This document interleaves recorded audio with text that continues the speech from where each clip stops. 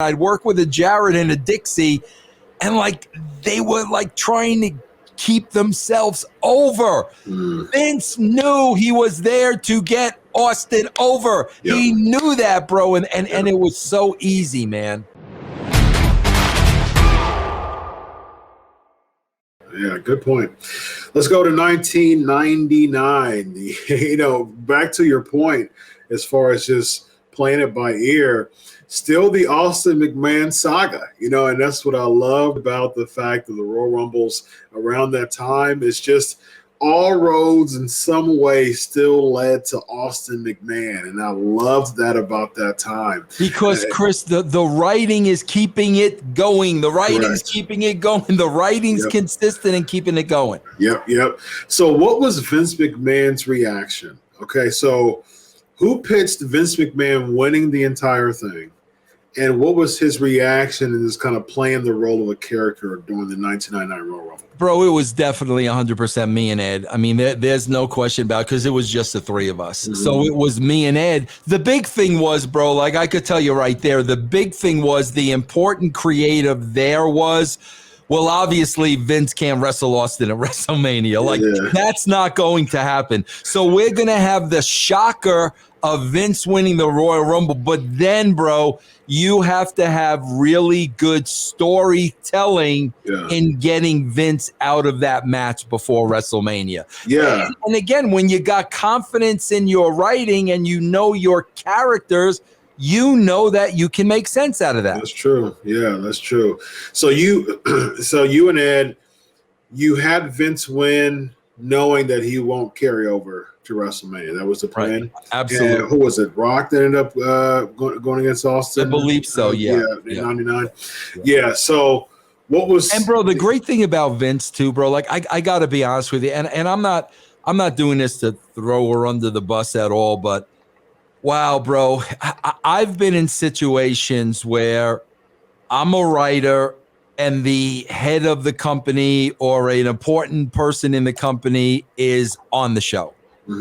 And, bro, like, I got to tell you, my experiences with Jeff Jarrett and my experience with Dixie Carter it was such a pain in the backside, bro, because I'm trying to write a show and all they were worried about was their character. And I knew I was going to have to spend so much time with Jeff and especially Dixie, bro. She wore me out. Bro, I swear to God, what I loved about Vince was whatever Ed and I wrote for, bro, he did it. He did it. And, bro, he didn't concentrate on himself. Like when we were going over the Vince part of the show, it was just like we were going over the DX. It didn't take, you know, when it was Vince, it wasn't, okay, let's talk about Vince now for 2 hours. It was just like he was another character on the show. And, bro, I don't remember him turning down anything. And, bro, as a matter of fact, here's where I give Vince all the credit in the world. Bro, the peeing his pants, that was Vince's idea. That was because, bro, think about it. For me and Ed to pitch that, well, Vince, then you're going to soil yourself in the middle of I mean, bro, that's difficult. Bro, that was Vince's idea. And that was, bro, that was the beauty of it. Like I said, man, I'd work with a Jarrett and a Dixie, and, like, they were, like, trying to keep themselves over. Vince knew he was there to get Austin over. He knew that, bro, and it was so easy, man. Yeah. Well, speaking of getting Austin over, now he's getting another Austin over. In a way that doesn't really reflect 1997. It's 2002, I guess this week. Bro, wouldn't that be a great storyline, though, seriously? Like, if Vince is really, like, losing his mental capacity and he thinks that's Steve Austin. How great would that be? How great would that storyline be, bro?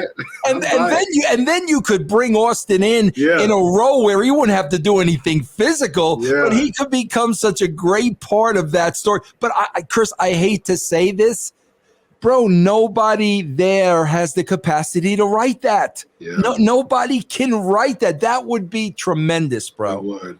Yeah. What is tremendous is this guy right here, Vince Russo, and I am Dr. Chris Featherstone.